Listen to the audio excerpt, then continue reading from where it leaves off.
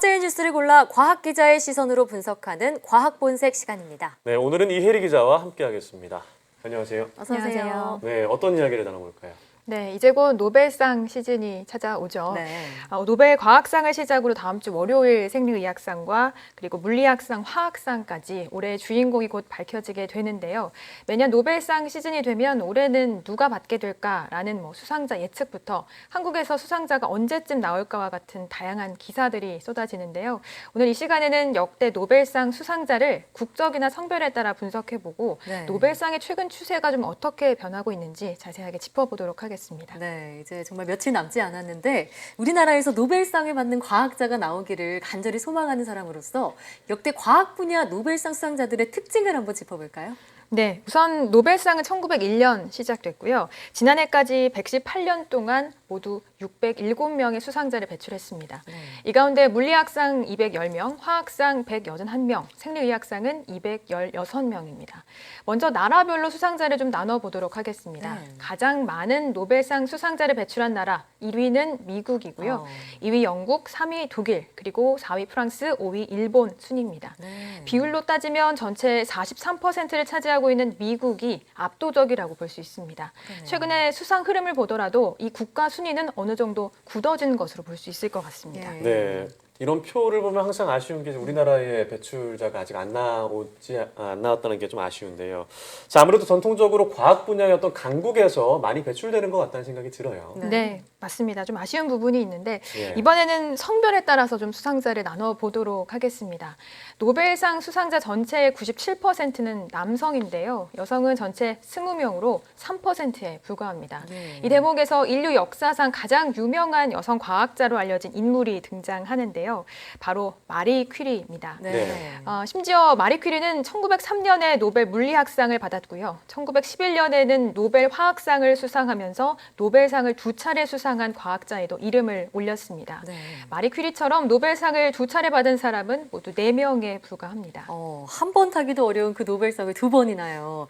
우리가 앞서 살펴본 대로 이 노벨상 수상자가 이 과학 분야에서 여성이 차지하는 비율이 물론 작기는 하지만요. 작년 같은 경우에는 과학 분야에서 2명이나 노벨상을 수상하기도 했죠. 네, 맞습니다. 네, 그런 거 보면 약진이 좀 두드러지고 있는 거 아닌가 이런 생각도 드는데요. 네, 그렇습니다. 실제로 최근에 여성 과학자의 수상이 좀 많이 나오고 있습니다. 2000년 이전까지 여성 수상자는 11명이었지만 2000년에서 2018년 사이 9명의 여성 노벨과학상 수상자가 등장했습니다. 네. 100년 동안 11명에 불과하던 수상자가 약 20년 정도 사이 9명으로 크게 늘면서 전체 여성 수상자의 45%를 이 기간에 배출하게 된 건데요. 네. 이런 추세를 바탕으로 앞으로 여성 과학자의 수상 소식은 더 자주 들려오게 될 것으로 보입니다. 네, 또 어떤 여성 수상자가 나올지 기대를 해보도록 하겠습니다. 네. 자, 그런데 최근까지 노벨상의 흐름을 분석해봤을 때 어떤 주요한 특징 같은 게 있다고요? 네, 바로 공동 수상이 늘고 있다라는 겁니다. 예. 최근 이 수상 내용을 좀 보면 3명이 공동으로 수상하는 사례가 일반화되고 있다는 점을 확인할 수가 있는데요. 최근 10년 동안 90%가 공동 수상이었고요. 이 가운데 3인 이상 공동 수상의 비율이 70%에 달합니다. 네. 참고로 이 노벨상은 원칙적으로 한 분야에서 최대 3인까지의 공동 수상을 허용하고 있습니다. 또 한 가지 두드러지는 점은 바로 수상자의 고령화인데요. 예. 지난해 한국연구재단에서 발간한 보고서를 보면 전체 기간 노벨상 수상자의 평균 연령은 57살에 도달한 것으로 나타났습니다. 예. 20세기 수상자들은 평균적으로 30대의 수상 주제에 대해서 연구를 시작했고요. 40대에는 연구를 완성하고 50대에 비로소 이 연구 결과가 주목받게 된다는 겁니다. 네. 핵심적인 논문이 나오기까지는 평균 17.1년이 걸렸고요. 핵심 논문이 나오고 난 이후 수상하기까지 평균 14.1년이 소요되면서 노벨상 수상까지 모두 31.2년이 걸리는 것으로 확인이 됐습니다. 이런 점을 보면 최근 우리 과학계에서 요구의 목소리가 높아지고 있는 이 젊은 연구자에 대한 지원, 그리고 실패를 두려워하지 않는 창의적인 연구, 그리고 기초 연구에 대한 장기적인 투자의 필요성을 다시 한번 좀 체감할 수가 있습니다. 네, 노벨상 수상까지 평균 30년 이상이 걸린다고 하니까 단기적인 성과에만 좀 집착하는 우리나라 연구 풍토가 개선돼야겠다는 생각도 드는데요. 자, 이렇게 얘기를 나누다 보니까 올해 과학 분야 노벨상은 또 누가 차지할지 궁금해지는데요. 네, 매년 이 수상자에 대한 예측이 진행이 되곤 하는데요. 네. 노벨상 수상은 이전에 이런 사전 징후가 있다라는 점이 파악이 됐습니다. 예. 노벨과학상 수상자들의 연구가 매우 높은 피인용률을 보인다는 점, 즉 다른 논문에 자주 인용이 된다는 거죠. 그리고 노벨상 수상 이전에 이미 과학계 권위 있는 상, 예를 들면 울프상이나 레스커상 등을 수상했던 이력을 지녔다는 점도 큰 특징입니다. 특히나 울프상의 경우에는 특히 이 물리학과 화학 분야에서 노벨상 다음으로 권위 있는 상으로 인정받고 있는데요. 울프상을 받은 이후 노벨상을 받은 과학자가 많아서 대개 이 울프상 수상자가 노벨상의 유력한 후보자로 거론되곤 합니다. 레스커상도 마찬가지인데요. 조사를 해보면 레스커상 수상자가 평균적으로 5년 이후에 노벨상을 수상하는 것으로 알려졌습니다. 네. 또 수상자들이 이 노벨상을 받기 이전에 이미 노벨 심포지엄에 초청된다는 점도 공통적인 특징으로 나타났습니다.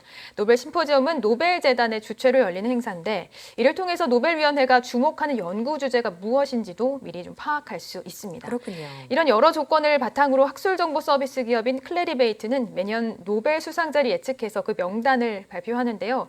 적중률도 한 20%로 꽤 높은 편입니다. 네. 이미 올해도 명단이 발표됐고요. 아쉽게도 올해는 우리나라 과학자가 이름을 올리지는 못했습니다. 예. 네. 참고로 한국인으로는 2014년 유룡 카이스트 교수가 명단에 처음으로 이름을 올리기도 했습니다.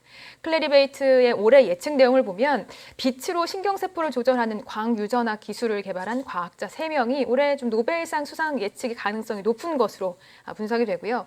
2차원 나노물질 분야 연구자와 DNA 서열 분석법을 개발한 생화학자도 노벨상 수상이 유력한 것으로 나타났습니다. 예. 네, 뭐 이번에 클래리베이트의 어떤 예측이 얼마나 적중하느냐도 노벨상을 바라보는 어떤 또 하나의 관전 포인트가 되지 않을까라는 생각이 드는데, 네. 자, 참 보면은 저희가 이제 사이언스 투데이를 뭐 얼마나 할지 모르겠지만 저희가 뉴스를 전하는 동안 이제 한국인 수상자가 배출될 수 있을지 참 궁금한데 어떻게 보시나요? 네, 우선 두 분이 좀 오랫동안 진행을 하셔야 할 것 같고요. 네. 사실 우리는 어쩌면 어떻게 하면 우리가 노벨상을 받을 수 있을지 어느 정도는 답을 알고 있는 것 같아요. 우선 뭐 선도적인 연구, 기초과학에 대한 어떤 장기적인 투자 이런 것들이 연구 현장에 실제로 풍토로 자리 잡는 것이 선결 조건이 되겠죠. 보통 한 번 노벨상 수상자가 나오면 그 다음부터는 연이어서 나올 수 있을 것이다. 뭐 이런 예측이 나오곤 하는데 저도 첫 묻고를 틀 과학자가 국내에서 하루빨리 나올 수 있길 좀 같이 기원해 보도록 하겠습니다. 네. 네. 또 그 소식을 저희가 전해드릴 수 있었으면 더할 나위였지 좋겠네요. 오늘 말씀 잘 들었습니다.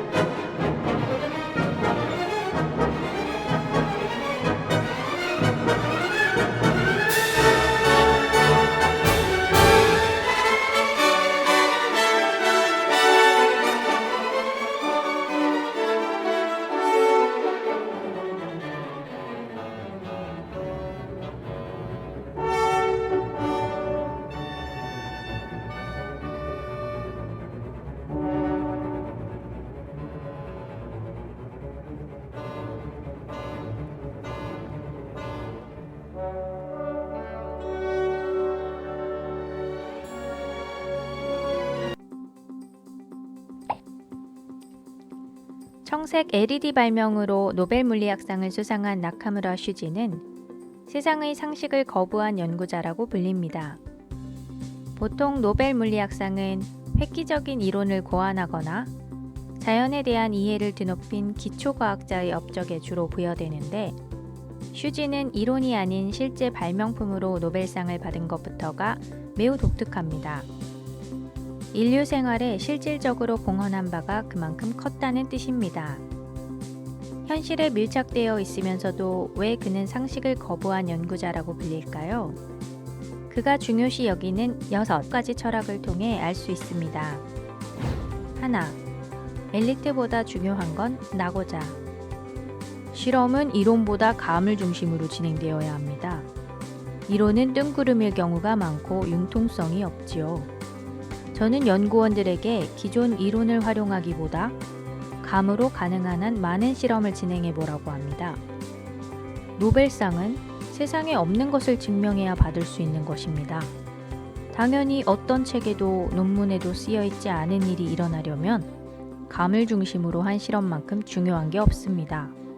한 번은 동경대 나온 신입이 연구소에 들어왔습니다. 그 친구가 입에 달고 사는 말이 논문에 쓰인 그대로 했는데 잘 안 되네요. 였습니다. 새로운 것을 하려는데 당연히 안 되죠. 그래서 저는 피드백을 이렇게 주었습니다. 융통성 없는 논문으로는 백날 실험해봤자 소용없다. 신제품을 개발하는데 판에 박힌 기존의 사고방식은 필요 없다. 새로운 발상과 예리한 감으로 끈질기게 실험하는 것이 중요하다.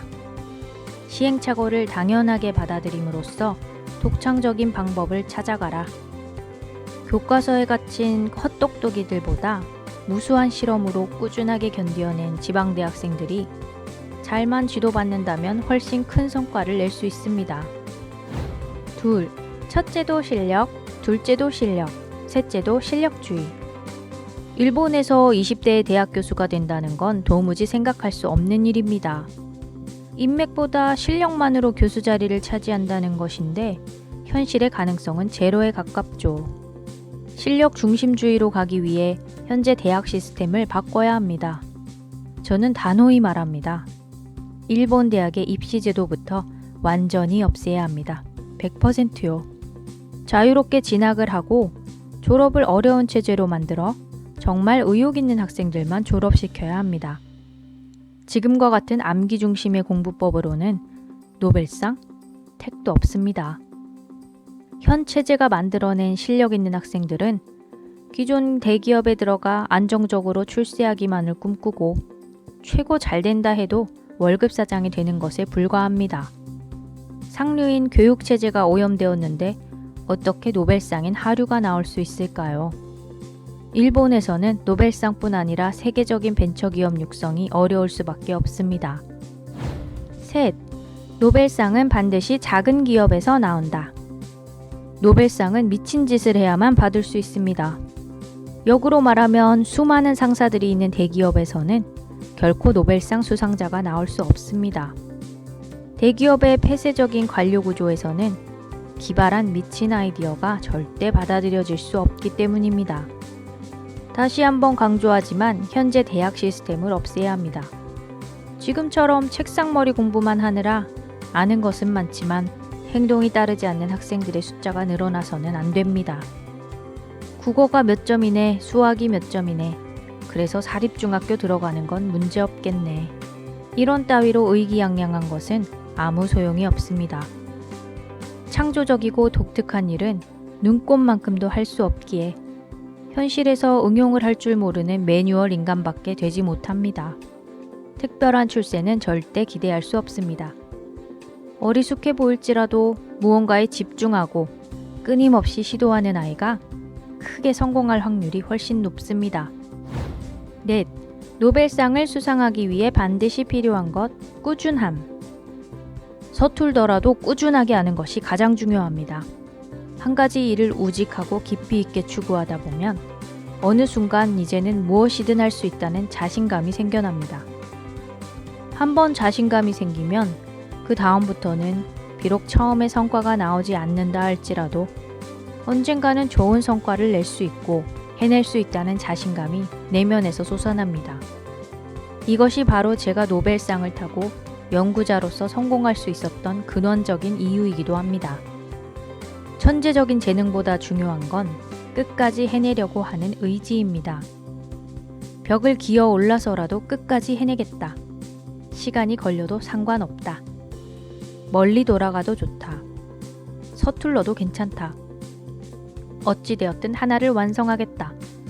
이것이 가장 중요하다고 믿으십시오. 5. 단순 연구자보다 CEO의 자세가 필요하다. 제가 미국에 가서 깜짝 놀랐던 문화 충격은 미국 대학교 공학부 교수의 약 50%가 벤처기업의 사장을 겸하고 있다는 사실이었습니다. 미국 교수들은 새로운 연구 성과가 나오면 벤처사업 투자자가 연락을 취하면서 100억 원 정도를 펀딩하기도 했습니다. 그 돈으로 실제 제품과 서비스를 만들고 판매도 하고 그렇게 기업을 상장하거나 더 큰 대기업에 매각을 했습니다. 연구로만 그치는 것이 아니라 실제적인 제품으로 출시하여 거액을 거머쥐는 동시에 일반 사람들에게도 큰 영향을 미치는 것이죠. 이와 비교할 때 일본의 상황은 어떨까요? 과연 이런 일이 빈번할까요? 가능하긴 한 걸까요? 아닙니다. 일본 국립대학의 교수가 비즈니스 사업을 한다는 건 상상하기 어려운 일입니다. 일본 학계는 공허한 학술만으로 가득 차 있으며 대학 교수가 벤처기업을 만든다는 것을 오히려 금지하는 문화가 강합니다. 고상한 학문을 하는 대학교에서 돈벌이라니 말이 안 된다는 것이죠. 이런 보수적인 사고방식이야말로 적폐이고 반드시 없어져야만 합니다. 솔직히 말해 미국 출신의 내 동료들은 제가 일본에 거주하고 있을 때 저를 노예 연구가라고 부르기도 했습니다. 그럴 만도 합니다. 더 솔직해 볼까요? 제가 노벨상을 수상하게 된 청색 LED 발명을 통해 번 돈이 얼만 줄 아십니까? 20만 원이었습니다. 특허는 회사의 소유가 되며 발명자에게는 특허권이 전혀 인정되지 않았죠. 이것이 일본 셀러리맨 연구자의 현실입니다. 이런 현실이 지속된다면 어떨까요? 뛰어난 일본의 연구가들이 모두 다른 나라로 떠나고 말 것입니다. 사실 제가 받은 노벨상, 일본이 그토록 소원하는 노벨상조차도 미국 연구자들 사이에서는 별것이 아닙니다. 창업하여 성공한 교수들은 큰 액수의 돈을 대학에 기부합니다. 이것을 노벨상 받는 것보다 더 뿌듯하게 여깁니다. 돈을 끌어오지 못하는 교수들은 변변치 않고 실력 없는 학자로 인식되며 강의에 학생들이 없습니다. 비즈니스적으로 성공한 학자에게는 그에 걸맞은 부와 명예가 주어집니다. 이런 상황에서 학술 연구가 아닌 무언가 현실적인 제품을 만드는 일을 최후의 목표로 삼는 건 당연합니다. 이것이 미국과 일본의 결정적 차이라고 할 수 있습니다. 지금 일본을 보면 정부의 자금을 받아 운영되는 안일함이 팽배합니다.